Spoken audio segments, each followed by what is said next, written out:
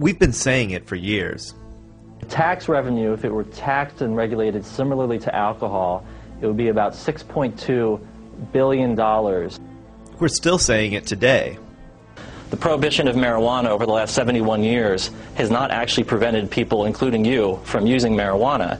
So if we know that this government program called prohibition doesn't work, maybe after 71 years it's time for a new approach. And now, people are listening. The beauty of this regulation of marijuana, it would relate to saving a lot of money on law enforcement, on incarceration. It would also help the environment because, as you know, rogue plantations of marijuana are not exactly eco-friendly. It also is good public policy, and of course the economics of it, if you do the math, cannot be disputed. America is now engaging in a much-needed discussion about the benefits of taxing and regulating marijuana, and we believe there are 4 highly compelling reasons for such a plan: revenue, savings, the environment, and public support. While estimates vary, we can safely say that taxing and regulating marijuana would bring in revenues measuring in the billions of dollars.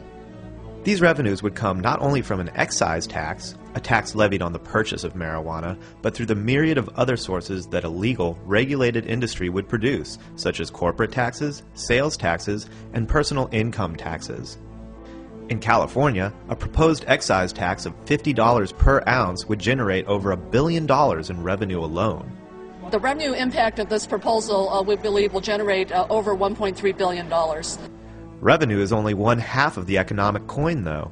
Not only is taxing and regulating marijuana going to bring in new revenue, but it's going to help generate huge savings. Estimates put the total cost of marijuana prohibition that could be saved through tax and regulation at anywhere from $7 to $10 billion.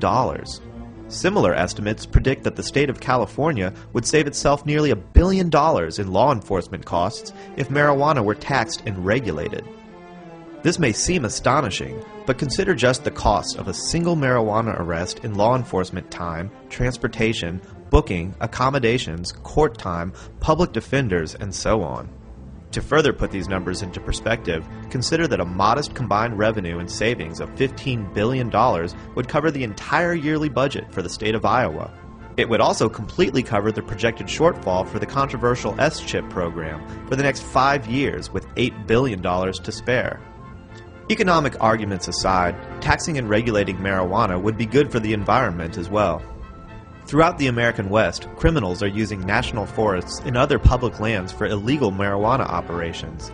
They pollute the areas with pesticides, leave behind garbage and waste, and often make dramatic changes to the landscape. In California's Sequoia National Park, officials estimate the cost to repair damages to be $11,000 per acre. If marijuana were taxed and regulated, these illegal operations would vanish, just like there are no illegal vineyards in our national parks. Finally, taxing and regulating marijuana is simply sound public policy that supports public opinion. A Gallup poll showed public support for making marijuana legal rose from 12% in 1969 to 36% in 2005, with a more recent CBS New York Times poll asking the same question showing support for legalization at 41% in January 2009. Similar polls by Zogby and Rasmussen put support for marijuana legalization at 44% and 40% respectively. No matter how you look at it, taxing and regulating marijuana is a smart move.